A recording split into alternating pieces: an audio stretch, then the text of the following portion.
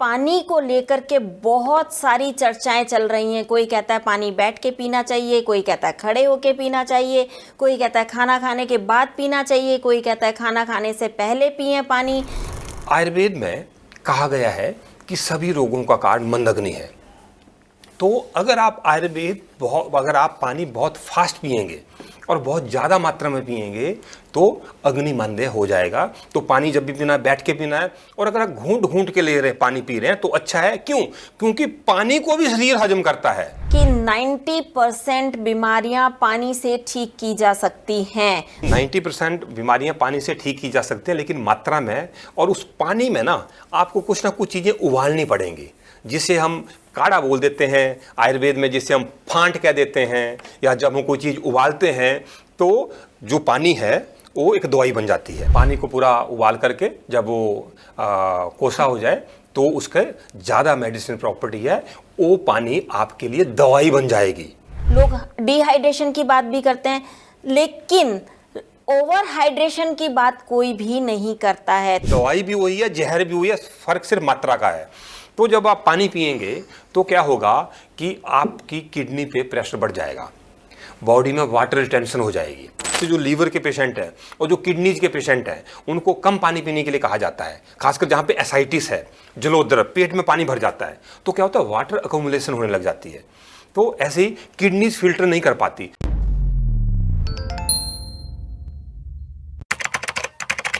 नमस्कार, D5 channel Hindi देख रहे दर्शकों का मैं वंदना स्वागत करती हूँ। आज एक बार फिर हमारे स्टूडियो में मौजूद हैं डॉक्टर गगनदीप शर्मा जी। डॉक्टर गगनदीप, आपका बहुत बहुत स्वागत है हमारे इस प्रोग्राम में। धन्यवाद। डॉक्टर गगनदीप, आजकल पानी को लेकर के बहुत सारी चर्चाएं चल रही हैं। कोई कहता है पानी बैठ के पीना चाहिए, कोई कहता है खड़े होके पीना चाहिए, कोई कहता है खाना खाने के बाद पीना चाहिए, कोई कहता है खाना खाने से पहले पिएं पानी, या फिर कई लोग कहते हैं कि हम तो बीच में भी पानी पीते हैं। और इस पर डॉक्टर्स के अलग अलग कथन हैं, अलग अलग वक्तव्य सामने आ रहे हैं। पानी की बात तो सभी करते हैं, लोग डिहाइड्रेशन की बात भी करते हैं, लेकिन ओवर हाइड्रेशन की बात कोई भी नहीं करता है। तो आज हम पानी को लेकर के ही सारी चर्चा करेंगे कि पानी कब, कैसे, कितना, किस अवस्था में पीना चाहिए, और अगर ओवर हाइड्रेट हो तो कैसे पता चलेगा कि ओवर हाइड्रेट हो गए हैं। तो सबसे पहले शुरुआत करते हैं कि पानी एक दिन में कितना पीना चाहिए, क्योंकि कई डॉक्टर्स कहते हैं 2 लीटर पियो, कई कहते हैं 4 लीटर पियो। पानी कितना पीना चाहिए, इसका बहुत ही सरल जवाब है, बहुत ही साधारण जवाब है। जितनी आपको प्यास लगे पानी उतना पीना चाहिए। अब पानी कितना पीना चाहिए ये निर्भर करता है सबसे पहले कि आप किस देश में रहते हैं, किस एरिया में रहते हैं। पंजाब में, राजस्थान में, उत्तराखंड में, या जब आप साउथ इंडिया जाएंगे तो जहाँ पर गर्मी है, जैसे राजस्थान में, वहाँ पे आपको प्यास ज़्यादा लगेगी। सबसे पहले तो देश कौन सा है। दूसरा, आपकी बॉडी का मेकअप क्या है। जैसे आयुर्वेद दोषों पे आधारित है, वात, पित्त, कफ। जो पित्तज व्यक्ति है उसमें उष्णता ज़्यादा होगी तो उसको प्यास ज़्यादा लगती है। कफज व्यक्ति, जो मोटा व्यक्ति है नॉर्मल, ठीक है, उसको प्यास कम लगती है, तो इसलिए उसने पानी उतना ज़्यादा नहीं पीना। तो तीसरा, अब आपकी एक्टिविटी पे निर्भर करता है। अगर आप खेतों में काम कर रहे हैं, सुबह शाम तक काम कर रहे हैं, तो आपको पानी प्यास ज़्यादा लगेगी। वही जब आप एसी कमरे में बैठे हैं और आपका लाइफस्टाइल मूवेबल नहीं है तो आपको प्यास कम लगेगी। तो जितनी आपको प्यास लगे उतना आपने पानी पीना है। ये एक प्राकृतिक रूप से शरीर आपको बताता है कि आपको प्यास लग रही है। हाँ, कुछ ऐसी बीमारियां होती हैं जैसे डायबिटीज़ है, जिनमें आपको बहुत ज़्यादा प्यास लगती है, तो उस बीमारी से रिलेटेड वो हमें पता लग जाता है कि मुझे ये बीमारी है। अदरवाइज जितनी प्यास लगे पानी उतना पीना है। कई बार तो ऐसा होता है कि लोगों को प्यास लगती है और सोचते हैं क्या है, थोड़ी देर में पानी पी लेंगे। तो क्या ऐसा करना ठीक रहता है? नहीं, क्योंकि क्या कहा गया, जल ही जीवन है। हमारा जीवन जल पे निर्भर है, ठीक है। और आयुर्वेद में अधारणीय वेग कहे गए हैं, 13 वेग, कि जिसमें से एक पिपासा, प्यास का वेग भी है, किसको धारण नहीं करना है। अगर इसको आप धारण करेंगे, अगर आपको प्यास लगे उसको रोकेंगे तो क्या होगा, कमजोरी होगी, सिर दर्द होगा, शरीर में थकावट होगी। तो जब आपको प्यास लगे तो उस वेग को धारण नहीं करना है। नेचुरल अर्जीज हैं 13, उनमें से प्यास एक अर्ज है, तो उसको आपने जब लगे तो आपने पानी पीना है जब आपको प्यास लगे। आजकल इंटरनेट पे बहुत ज़्यादा चल रहा है कि अगर आप खड़े होकर के पानी पिएंगे तो आपके घुटने खराब हो जाएंगे। हाँ बिल्कुल, पानी जब भी आपने पीना है, खाना है, पीना है, ये वैसे ही बैठ करके ही लेना चाहिए। और पानी जब आपने पीना है, एक ध्यान रखना है कि पानी धीरे धीरे पीना है। नॉर्मल हम क्या करते हैं कि पानी लिया और गट गट गट गट गट करके हमने उसको, देखिए आयुर्वेद में कहा गया है कि सभी रोगों का कारण मंदग्नि है। तो अगर आप अगर आप पानी बहुत फास्ट पिएंगे और बहुत ज़्यादा मात्रा में पिएंगे तो अग्नि मंदे हो जाएगा। तो पानी जब भी पीना है बैठ के पीना है। और अगर आप घूंट घूंट के ले रहे पानी पी रहे हैं तो अच्छा है। क्यों? क्योंकि पानी को भी शरीर हजम करता है, पानी को भी डाइजेस्ट करने के लिए अग्नि की आवश्यकता है, उसके लिए भी अग्नि अपेक्षित है। तो जैसे हम खाना धीरे धीरे कहते हैं, वैसे ही पानी भी हमने अगर घूंट घूंट करके पानी पिएंगे तो बहुत अच्छा है, उसका हमें अत्यधिक लाभ मिलेगा। अभी आपने बताया कि पानी बैठ करके पीना चाहिए, तो लोग कहते हैं कि उकड़ू बैठ करके पानी पीना ज़्यादा फायदेमंद होता है। हाँ, उकड़ू बैठ करके पानी पीना फायदेमंद है, लेकिन अगर आप उकड़ू नहीं बैठ सकते हैं, किसी को दिक्कत है, तो आप कुर्सी पे बैठ करके या आप चौकड़ी मार करके बैठ सकते हैं, सोफे पे बैठ करके भी आप पानी पी सकते हैं, लेकिन पानी बैठ के ही पीना ज़्यादा अच्छा है। अक्सर हमने कई लोगों से सुना है कि हम लोग अगर सुबह 3-4 गिलास खाली पेट पानी नहीं पीते हैं तो हमें टॉयलेट नहीं आती है। देखिए, ये एक बहुत बुरी आदत है, इस आदत से बचना चाहिए। ये बिल्कुल वैसे ही है जैसे हम फ्लश आउट करते हैं अपनी टॉयलेट की टंकी को, टॉयलेट सीट को फ्लश से हम करते हैं और 3-4 लीटर पानी आता है और टॉयलेट सारी फ्लश आउट हो जाती है। ये वैसा ही एक तरीका है। लंबे समय तक इस तरीके को करने से शरीर में बहुत सारे दुष्प्रभाव हो सकते हैं, इसके बहुत सारे दुष्परिणाम हैं, तो इससे बचना चाहिए। पानी सिप सिप करके पीना चाहिए, तो क्या इसका कोई टाइम भी होता है कि इतने टाइम में इतना पानी पीना चाहिए? देखिए क्या है कि जब आपको प्यास लगती है तो पीजिए, हाँ, लेकिन जब आप प्यास के अनुसार आपने एक सिप लिया, पानी अंदर गया, दूसरी सिप ली, पानी अंदर लिया, तो एक व्यवहारिक से तौर पे आपको कितनी प्यास लगी है और आपके पास कितना पानी है, उस चीज़ पे निर्भर करता है कि आप सिप सिप पानी लें और इसको धीरे धीरे पिएं। अक्सर लोग कहते हैं कि हम खाना खाने से पहले 1 गिलास पानी पीते हैं, पर कई डॉक्टर्स मना करते हैं। देखिए, आयुर्वेद में जो है बहुत पानी का बहुत ज़्यादा वर्णन है और उसमें बताया गया है कि आपने पानी या तो खाने से 1 घंटा पहले पीना है या खाने के 1 घंटे बाद पीना है। हाँ, अगर आप, और इसका अष्टांग हृदय के सूत्र स्थान में वर्णन है, चरक संहिता में वर्णन है, और खाने के साथ बहुत सारे लोग कहते हैं कि पानी नहीं पीना चाहिए, लेकिन आयुर्वेद कहता है कि खाने के साथ आप 1 घूंट 2 घूंट पानी पी सकते हैं और उसका आपको फायदा मिलेगा। हाँ, बहुत ज़्यादा पानी नहीं पीना है। अदरवाइज जब खाने का पाचन हो जाए उसके मतलब पौने घंटे 1 घंटे बाद खाना खाने के, उसके बाद पानी पिएं या 1 घंटा पहले पानी पिएं। खाने के इमीडिएट पहले और इमीडिएट बाद पानी नहीं पीना चाहिए। जो बुजुर्ग होते हैं वो तो पानी साथ लेकर के बैठा करते थे, वो मतलब पुराने समय में जो हुआ करता था कि पानी का लोटा और गिलास साथ में रखा होता था और वो पूरा का पूरा लोटा खाना खाने के दौरान वो पिया करते थे।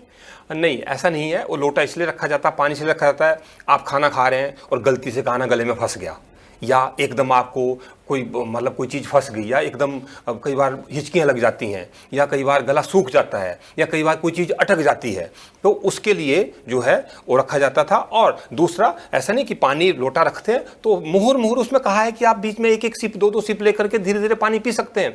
ये बिल्कुल ऐसे ही जैसे हम एक चटनी बनाते हैं। अब चटनी में अगर बिल्कुल पानी डालेंगे तो क्या होगा, वो सूखी हो जाएगी। अगर आप ज़्यादा पानी डालेंगे तो क्या होगा, वो पतली हो जाएगी। बिल्कुल वैसे ही जैसे हम लेंटर डालते हैं, सीमेंट, रेत और पानी की एक जो है रेशो है। अब क्या होगा, अगर आप ज़्यादा पानी डालेंगे तो सीमेंट जो पक्का करेगा वही सीमेंट कच्चा कर लेगा, बहाव हो जाएगा। और अगर आप पानी नहीं डालेंगे तो वहीं जो बैठ कर को जम जाएगा। तो बिल्कुल वैसे ही शरीर में अगर आप पानी ज़्यादा मात्रा में लेंगे तो क्या होगा, खाना ऊपर एकदम, आपने खाने के बाद पानी पी लिया तो खाना तैयार जाएगा पूरा तैरेगा तो प्रॉपर डाइजेस्ट नहीं होगा, अग्निमांद्य होगा। अग्निमांद्य होने के बाद वो खाना सड़ जाएगा और अंदर सड़न पैदा होने के बाद इंडाइजेशन पैदा हो जाएगी। तो इसलिए मात्रा, मतलब आयुर्वेद में कहा है कि हितासन मितासन, जो शरीर के लिए हितकर है और जो मात्रा में है उतना ही सेवन करना है, चाहे भोजन है या चाहे पानी है। वैसे आपके हिसाब से दिन में कितने लीटर तक पानी पिया जा सकता है? देखिए, अगर 60 किलो का एवरेज व्यक्ति है तो वो 2 से 3 लीटर के बीच में पानी पी सकता है। लेकिन मैं दोबारा इसको रिपीट करना चाहूँगा, ये निर्भर करता है कि उसका फिजिकली वर्क कितना है। अगर वो बैठा हुआ है, उसको कोई एक्टिविटी नहीं है, ठीक है, तो उसके लिए 2 लीटर 1.25 2 लीटर काफ़ी है, 2 से 2.5 लीटर।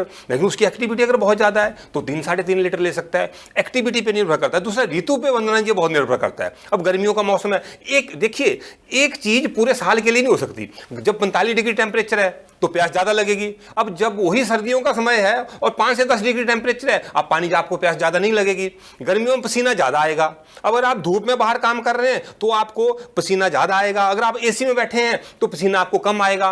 तो आपकी फिजिकल एक्टिविटी पे, आपकी बॉडी का मेकअप, आप वातज है, पित्तज है, कफज है, उस पे, कौन सी ऋतु है, कौन सा मौसम है इस पे, और कौन सा काल है। अगर आप ऑब्वियस अगर आप राजस्थान में रहते हैं तो पानी की आपको ज़्यादा आवश्यकता है। वहीं जहाँ पे लगातार बारिश हो रही है, बरसात के मौसम या सर्दी के मौसम में पानी की कम आवश्यकता है। आप केरला साइड जाएंगे, वहाँ पानी की आपको कम आवश्यकता पड़ेगी। तो ऐसा कोई 2 लीटर 2.5 लीटर 3 लीटर ऐसा कोई यूनिवर्सल ट्रूथ नहीं है कि आपने स्टैंप लगा दी। तो इसको फ्लेक्सिबल रखा हुआ है, आपके काम के हिसाब से, आपके उम्र के हिसाब से, आपकी बीमारी के हिसाब से, आपके हजम करने की क्षमता के हिसाब से, ऋतु के हिसाब से और मौसम के हिसाब से, और आप कितना काम करते हैं उस हिसाब से आपको पानी पीना है। अभी आपने बात करी ऋतु की, कि ऋतु के हिसाब से पानी पीना चाहिए। तो अक्सर हमने ये भी सुना है कि गर्मियों में अगर आप 1 गिलास पानी पी करके बाहर निकलते हैं तो आपको लू नहीं लगती है। इसमें कितनी सच्चाई है? बिल्कुल ठीक है।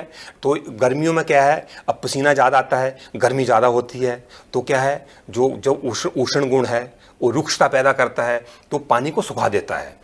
तो पानी जब आप पी कर के जब निकलेंगे घर से बाहर तो बॉडी डिहाइड्रेट नहीं होगी, क्योंकि डिहाइड्रेशन एक बहुत बड़ा विषय है। और हम विशेषकर उन माताओं पिताओं को जिनके बच्चे स्कूल जाते हैं या सरकारी स्कूल में जो अध्यापक हैं उनसे निवेदन करना चाहेंगे कि जब बच्चे को स्कूल से छुट्टी होगी, सबसे पहले हर बच्चे को यह अनिवार्य किया जाए कि वो बच्चा पानी पी कर के ही स्कूल से घर आए। अगर या जब आप ऑफिस से दोपहर को लंच के लिए आप घर आ रहे हैं तो आप ऑफिस से पानी पी करके निकलिए, ताकि आपकी बॉडी डिहाइड्रेट नहीं हो सके और आपका शरीर लू से बच सके। और इस सरकारी स्कूलों के लिए विशेष मैं निवेदन करना चाहूँगा माताओं पिताओं को और अध्यापकों को कि जैसे ही क्लास छुट्टी होती है उससे 10 मिनट पहले बच्चों की लाइन लगा करके उनको कहिए कि आप पानी पी करके जाइए, तब आप घर तक बिल्कुल सेफ पहुँच जाएंगे। आपको लू लगने की बिल्कुल भी चिंता नहीं है।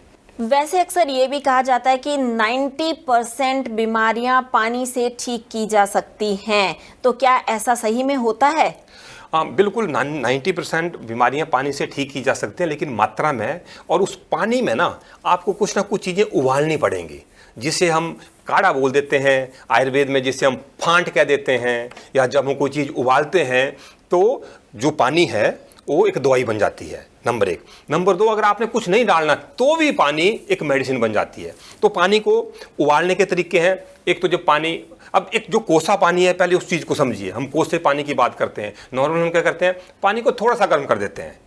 पानी को थोड़ा सा गर्म करना ल्यूक वार्म वाटर नहीं है, कोसा पानी नहीं है।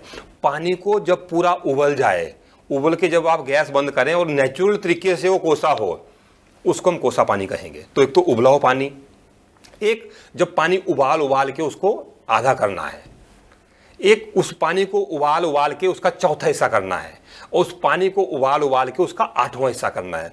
नंबर 1, जब पानी आपने उबाला, ठीक है, तो जैसे जैसे इसको ज़्यादा उबालेंगे आप, और ये उबालना कैसे, हल्की आंच पे, ऊपर ढक्कन नहीं रखना है। तो जैसे जैसे उस पानी को उबाल के वो कम होता जाएगा, वो पानी हल्का होता जाएगा, वो जल्दी डाइजेस्ट होगा और वो हमारी बॉडी में अकुमुलेट नहीं होगा।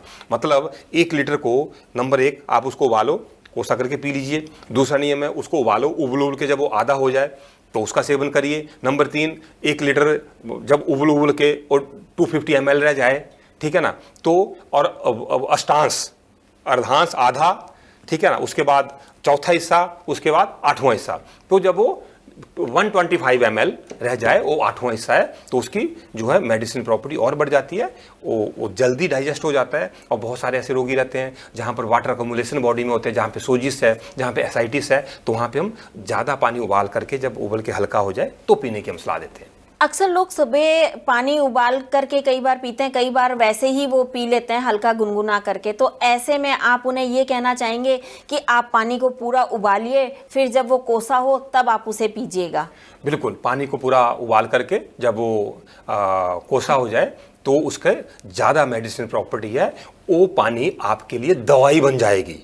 देखिए, आपका पानी में एक मेडिसिन है। जब आप उसको उसकी मात्रा में पीते हैं, जब समय पे पीते हैं, और जब एक उसको प्लान करके पीते हैं, और जब भी पानी पीना है तो माइंडफुलनेस, मैं बार बार बोल रहा हूँ, फील द अवेयरनेस। सबसे पहले उस पानी को देखिए, उसको देखिए कि वो हिल रहा है, ठीक है, उसको महसूस करिए। आप अंदर एक घूंट लीजिए, उसके स्वाद को महसूस करिए, वो धीरे धीरे पानी अंदर जा रहा है, उसको महसूस करिए। तो जब आप माइंडफुलनेस के साथ, जब एकाग्रता के साथ, जब आप सारी स्ट्रेस से डिटैच होकर के जब आप उस पानी को पिएंगे, तो उस पानी में अगर कोई नेगेटिव एनर्जी भी है वो भी पॉजिटिव हो जाएगी, और वो पानी आपको एक दवाई का काम करेगा। तो इस तरीके से आप पानी को पी सकते हैं। सुबह आपके हिसाब से कितना पानी पीना चाहिए? जो जैसा कि अभी आपने बताया था कि ल्यूक वार्म वाटर पीना चाहिए, तो ल्यूक वार्म वाटर कितना पीना चाहिए? यानी कि जो कोसा पानी है या हल्का गर्म पानी है, ये कितनी मात्रा में पीना ठीक रहता है, और इससे कितनी मात्रा आप पिए कि जो आपको नुकसान ना पहुंचाए, या कितना पीना नुकसानदेह हो सकता है? देखिए, एक समय में आधा पौना या अधिक से अधिक 1 गिलास। नियम नंबर 1 गिलास से ज़्यादा पानी आपने नहीं पीना, चाहे आपको प्यास थोड़ी ज़्यादा भी है। आप आधे घंटे का गैप डाल करके दोबारा 1 गिलास पी लीजिए। तो 1 गिलास से पानी ज़्यादा आपने नहीं पीना है एक समय। वैसे कोशिश करिए आधा गिलास, पौना गिलास, क्योंकि जैसे मैंने कहा है कि पानी को पचाने की भी अग्नि की अपेक्षा है, तो उसको आपने धीरे धीरे पीना है। दूसरा, अब इसमें प्रकृति है। जो पित्तज व्यक्ति है, ठीक है ना, वो थोड़ा ज़्यादा पानी पी सकता है, लेकिन जो कफज है, जो मोटापा है, जिसमें स्वेलिंग है, जो डायबिटिक है, जिसमें थायराइड की प्रॉब्लम है, ठीक है, उसको एक टाइम में आधे गिलास से ज़्यादा पानी नहीं पीना चाहिए। जब उसका पाचन हो जाए तो आप दोबारा पानी पी सकते हैं। ऐसी कौन सी बीमारियां हैं जिनमें कम पानी पीने की सलाह दी जाती है? हाँ, तो देखिए, आयुर्वेद में 3 दोष हैं, वात, पित्त, कफ। तो जितने भी कफज रोग हैं उसमें उसका कारण बताया गया है ज़्यादा पानी पीना। जैसे आपने कहा कि कौन सी बीमारियां हैं जिनमें कम पीने की सलाह दी जाती है, तो पहले हमें समझिए कि कौन सी बीमारियां ज़्यादा पानी पीने से होती हैं। तो जो बीमारियां ज़्यादा पानी पीने से होती हैं, उन बीमारियों में कम पानी पीना है। तो सबसे पहले आयुर्वेद में मोटापे का कारण जो है ज़्यादा पानी पीना। अब क्यों ज़्यादा पानी पीने से क्या हो रहा है? ज़्यादा पानी पीने से अग्निमांद्य हो रहा है। जब वंदना जी, जब हम हवन करते हैं तो हवन में आग जल रही होती है, तो हम उसमें क्या घी डालते हैं, उसमें पानी थोड़ी डालते हैं। पानी डालेंगे तो क्या होगा? वो बुझ जाएगा।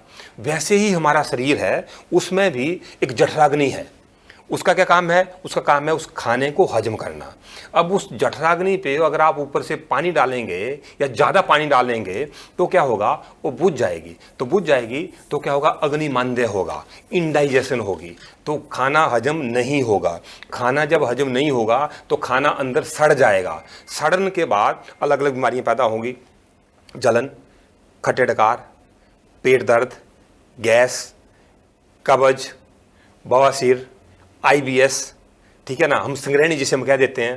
तो इसके बाद मोटापा, उसके बाद अडीमा, जिस बॉडी में स्वेलिंग आ जाती है, उसके बाद कोलेस्ट्रॉल का इंक्रीज होना, फैटी लीवर, ये भी अधिक पानी पीने से, अगर बहुत सारा पानी पीने की आदत है, ठीक है। उसके बाद हृदय रोग, हार्ट की प्रॉब्लम्स।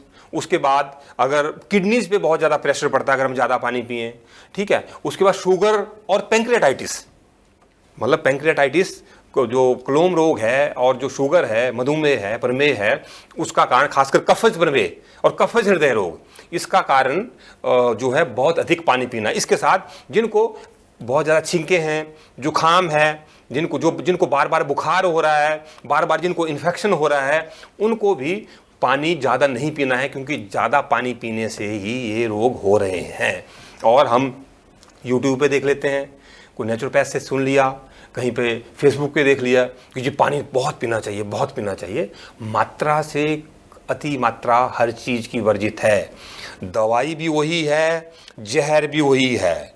मतलब पानी ही मेडिसिन है, पानी ही पॉइजन है। जब मात्रा में लेंगे, मौसम के अनुसार लेंगे, शरीर के अनुसार लेंगे, दोष अनुसार लेंगे, अग्नि अनुसार लेंगे, बल अनुसार लेंगे, ऋतु अनुसार लेंगे, देश अनुसार लेंगे, तो वही पानी और धीरे धीरे लेंगे तो वही पानी आपके लिए औषधि है। और जब उसी पानी को आप बहुत सारी मात्रा में लेंगे, 3-4 इकट्ठा गिलास इकट्ठे कर लेंगे, 2-4 लीटर इकट्ठे पी लेंगे, तो वही पानी आपके लिए जो है पॉइजन बन जाएगा, वही विष का रूप बन जाएगा वही पानी। आजकल आरओ का चलन बहुत ज़्यादा है, तो ऐसे में आप लोगों को क्या कहना चाहेंगे? आरओ का इस्तेमाल करना चाहिए या नहीं करना चाहिए? वंदना जी, मैं आपको व्यवहारिक रूप में बात बताऊं, मेरा हॉस्पिटल है, ठीक है, और मेरा घर है, तो मुझे 1 साल हो गया, मैंने घर में आरओ बंद कर दिया है। और अब तो पीजीआई चंडीगढ़, आप देखिए कितना बड़ा इंस्टीट्यूट है, वहाँ पर भी जो है आरओ के पानी को जो है डॉक्टर्स बंद कर रहे हैं।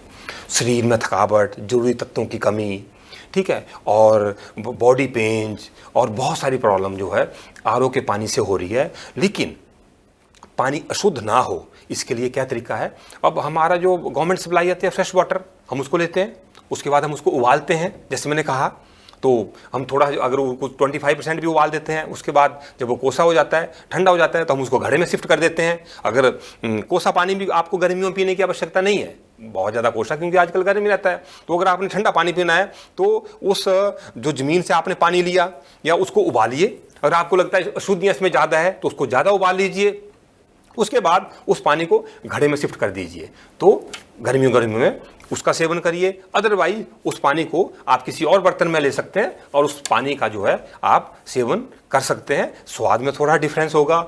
और मैं धीरे धीरे अपने जो हॉस्पिटल में जो मेरे पास निरंतर मरीज आते हैं, मैं उनको भी कहने की कोशिश करता हूँ। लेकिन कुछ बहुत ओवर इंटेलिजेंट रहते हैं, तो हालांकि मैंने हॉस्पिटल में आरओ लगाया है, तो हमारी चॉइस रहती है कि आरओ वाला पानी पिएंगे, बिना आरओ वाला लेंगे। तो कई बार प्रश्न पूछ लेता है, तो लेकिन कुछ जो बाहर के फॉरेनर्स के हमारे पास पेशेंट आते हैं, तो डर जाते हैं एकदम कि हमें तो डाइजेस्ट नहीं होता जी, ये नहीं है जी, वो नहीं है जी। तो बेसिकली क्या है, प्रकृति ने जो चीज़ दी है उसको एज इट इज लेना सबसे बेटर है। जैसे जैसे हम उसको प्रोसेस करेंगे, जैसे जैसे हम उसको रिफाइन करेंगे, वो हमारे लिए खतरनाक होती जाएगी। और जितने मिनरल्स हैं वो पानी में से पहले ख़त्म कर दिए और अब मिनरल वाला पानी दे रहे हैं। पहले मिनरल निकाल लिए, मिनरल वाला पानी दे रहे हैं। पहले आपने उसके जरूरी तत्व निकालिए, अब अलग से विटामिन की गोलियां खा रहे हैं।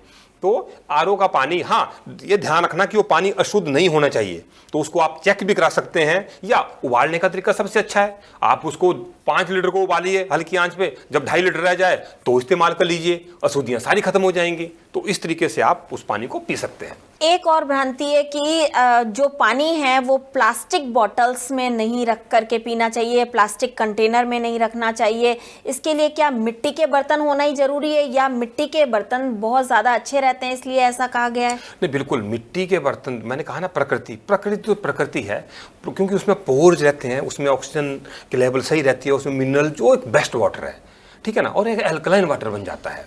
तो वो तो सबसे श्रेष्ठ पानी है, जो सबसे बेस्ट पानी पीने के लिए है। वैसे आयुर्वेद में कहा कि वो अंतरिक्ष का पानी है, जो आसमान से आता है। अर्थात जब वर्षा ऋतु में, जब रेनी सीजन होता है, तो जब 3 बारिशें हो जाए, उसके बाद की जो 4थी 5वीं बारिश है, उसका पानी जो है सबसे अच्छा होता है। और आप वंदना जी, मैं गांव का रहने वाला हूं, तो हमारे गांव में अभी नलके नहीं हैं, वहां पर बावड़ियाँ हैं, नेचुरल रिसोर्सेज, ज़मीन से पानी निकलता है। उस पानी की क्या खासियत है, जब गर्मियों में हम पानी लेने जाते हैं तो फ्रिज की तरह पानी ठंडा होता है, और जब सर्दियों में पानी लेने जाते हैं तो पानी कोसा होता है। और 3 या 4 बजे सुबह जब वहाँ जाएं, उन बॉडियों पे जाएं, तो पानी हल्का गर्म होता है और डायरेक्ट उससे नहाते हैं। तो पुराने बुजुर्ग पानी को गर्म करके नहीं नहाते थे।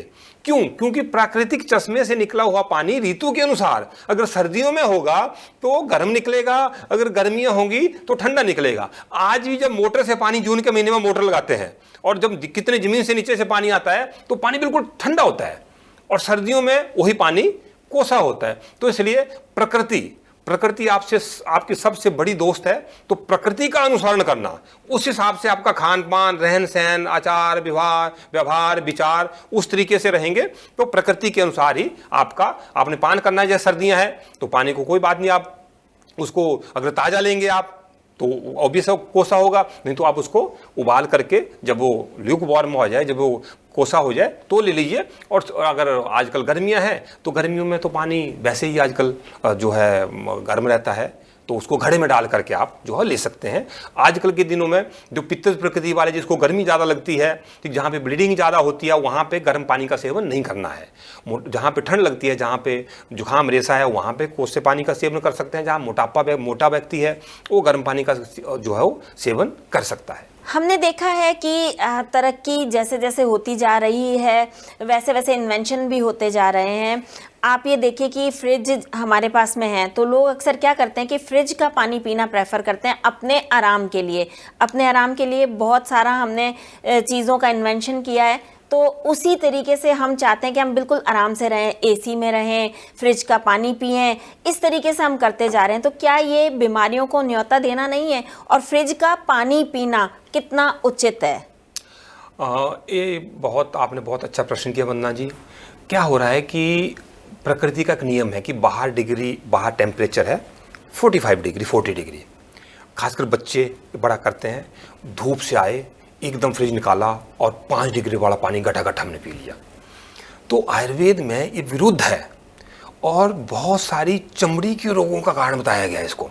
मतलब जो स्किन एलर्जीज है उसका कारण एकदम जो टेम्परेचर वेरिएशन है, जैसे एसी लगा है 16 डिग्री टेम्परेचर है, हम एकदम बाहर निकले 45 डिग्री पे, कार में एसी चला है हम एकदम निकले बाहर, तो जो ये बहुत जो गर्म और ठंड का जो एक्सपोजर है ये हमारे शरीर के लिए बहुत ख़तरनाक है। और जो है ये पानी हमारी अग्नि को जो है मंद कर देता है। ये पानी चमड़ी के रोग को पैदा करता है, एकदम ठंडा पानी पीना। और ये पानी वात प्रकोप कर देता है। वात प्रकोप करेगा तो क्या होगा, जॉइंट्स पेन बढ़ेगी, स्टिफनेस बढ़ेगी, जुकाम छींके खांसी बढ़ेगी, गला खराब हो जाएगा, बॉडी पेन बढ़ जाएगी, थायराइड, कोलेस्ट्रॉल और फैटी लिवर के लिए भी जो है ये बहुत खतरनाक है। इसलिए अति शीत, बहुत ज़्यादा ठंडा जो है आयुर्वेद में वर्जित है। तो बिल्कुल एक जहर का काम करता है। तो हमने तो फ्रिज में पानी की बोतलें ही नहीं रखी है, ठीक है ना। आप हैरान होंगे कि हमारे तो काम वाली भी कहते हैं कि पानी की बोतलें नहीं है, वो भी दूसरा जो है ताज़ा पानी पीती है। तो घर में फ्रिज में पानी की बोतलें रखना बंद कर दीजिए। हाँ, कई बार क्या होता है कि हमें एक लत होती है, हमें एक आदत होती है, अब उस आदत को हम एकदम नहीं छोड़ सकते। तो क्या करना है, प्लान बी। प्लान ए तो है लेकिन कई बार हमें लगता है कि बड़ा हार्ड प्लान है, बच्चों को कैसे समझाएं। तो प्लान बी क्या है, कोई बात नहीं, बोतल रखिए, 20% 25% आप फ्रिज का लीजिए, 70% आप दूसरा लीजिए थोड़े टाइम के लिए इस तरीके से, ताकि आपको पीते हो बहुत ज़्यादा वो गर्म ना लगे। क्यों, 45 डिग्री जी और एकदम 5 डिग्री पे बॉडी पे आ जाना, एकदम गर्म सर्द हो जाना। हम कई बार कहते हैं जुकाम हो गया जी, खांसी हो गया, कैसे हुआ, गर्म सर्द हो गए। तो बिल्कुल हमारी बॉडी, इंटरनल बॉडी गर्म सर्द इस तरीके से जो है हो जाती है।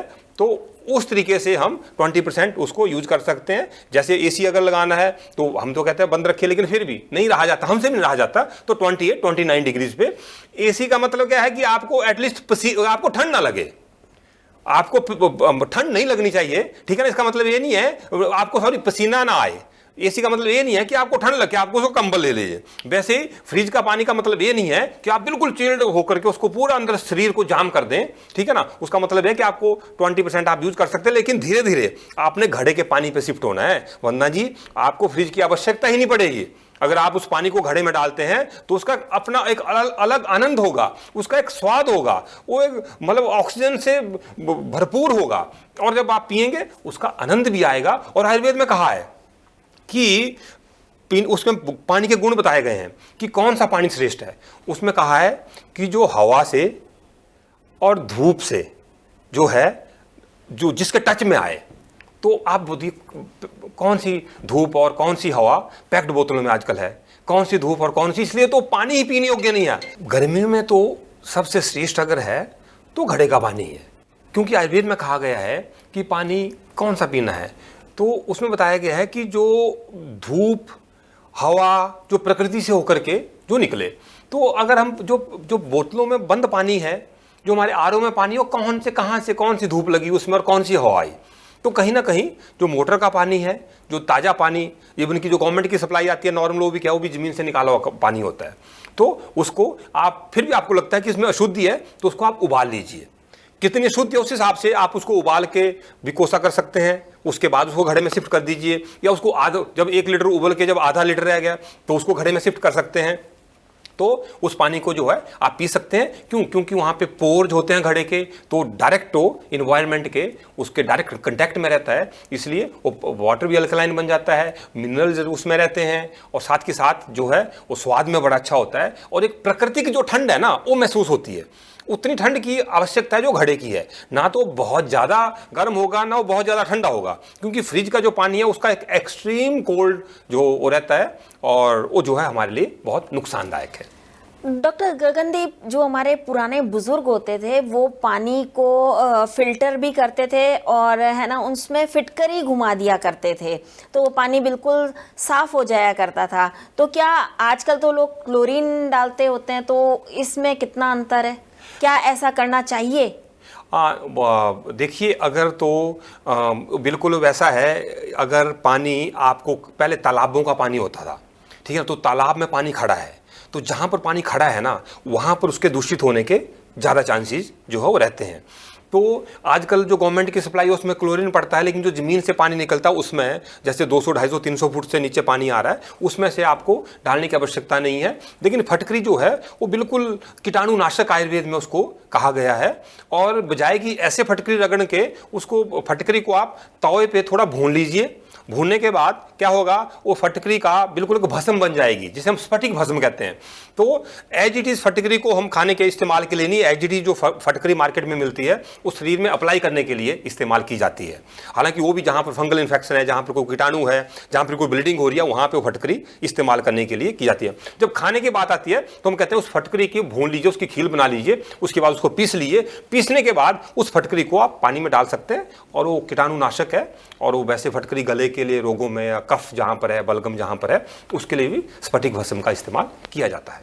पानी पीने के बहुत सी फायदे हैं, लेकिन इसके कुछ नुकसान भी हैं। तो ये किन बीमारियों को जन्म देता है ज़्यादा पानी पीना? ओवर हाइड्रेशन जिसे कि हम कहते हैं। डिहाइड्रेशन की बात तो सभी लोग करते हैं, लेकिन ओवर हाइड्रेशन की बात बहुत कम करते हैं। तो ओवर हाइड्रेशन जब हो जाते हैं तो पता कैसे चलता है कि आप ओवर हाइड्रेट हो गए हैं, और ये किन बीमारियों को जन्म देता है? देखिए, ओवर हाइड्रेशन क्या नॉर्मल क्या रहता है कि जो लोग ना, कुछ लोग आजकल क्या है कि यूट्यूब और फेसबुक यूनिवर्सिटी से बहुत सारी चीज़ें देख के ना ओवर अवेयर हो गया अपने लिए, ठीक है। उनको लगता है कि हर एक अच्छी चीज़ की मात्रा जब ज़्यादा होगी तो नुकसानदायक हो जाएगी। इस चीज़ को समझिए, हर चीज़ मात्रा में है, मात्रा से ज़्यादा, मतलब मैंने पहले भी रिपीट किया कि दवाई भी वही है, जहर भी वही है, फ़र्क सिर्फ मात्रा का है।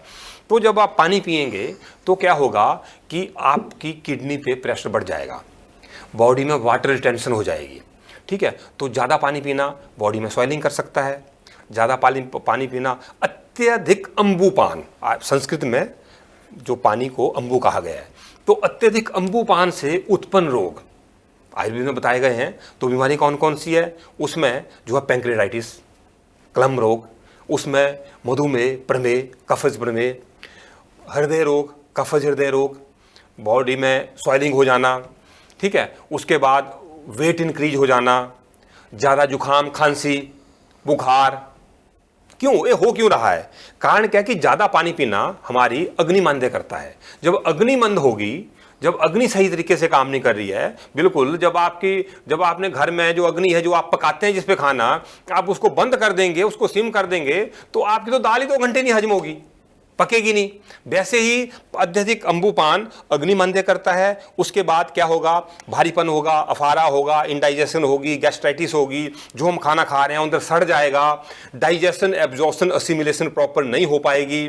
जो खाना आप खा रहे हैं हजम होने के बाद शरीर को नहीं चूसेगा प्रॉपर तरीके से, तो उसमें न्यूट्रिशनल डेफिशिएंसी हो जाएगी, और पेट में भारीपन, अफारा हो सकता है। और बहुत सारे जैसे जो लीवर के पेशेंट हैं और जो किडनीज के पेशेंट हैं, उनको कम पानी पीने के लिए कहा जाता है, खासकर जहाँ पे एसाइटिस है, जलोदर, पेट में पानी भर जाता है, तो क्या होता है? वाटर अकोमुलेशन होने लग जाती है।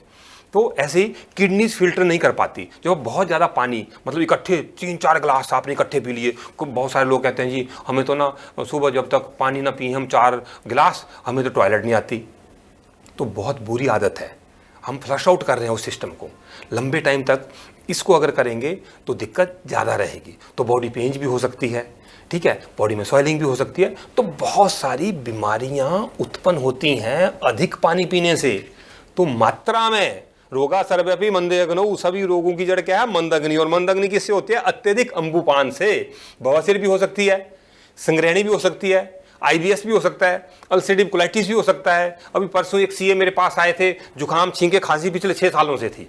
तो जब उसका निदान जब पता किया कारण क्या था, सुबह उठ के भाई साहब 4 गिलास पीते थे, 9-10 बजे जूस पीते थे, 12 बजे फ्रूट खाते थे, दोपहर को 2 प्लेटें अपनी उसकी लेते थे, सलाद की लेते थे, शाम को दूध पीते थे।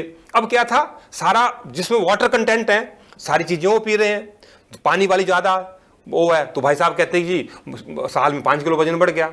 पेशेंट कहता है जी जुकाम छींके नहीं ठीक हो रही है, डायबिटिक हो गया पेशेंट। तो सब क्या कारण था? ज़्यादा पानी पीना। तो जब उसको परहेज बताएगा, सैकड़ों मरीज हमने ठीक कर दिए जहाँ पे जुकाम छींके खांसी बुखार बार बार हो रहे हैं, उसका कारण अत्यधिक पानी पीना है। इसलिए डिहाइड्रेशन की जहाँ बात होती है, ओवर हाइड्रेशन की भी बात होनी चाहिए। और हर चीज़ दवाई भी हुई है, जहर भी हुई है, अगर मात्रा में अधिक लेंगे।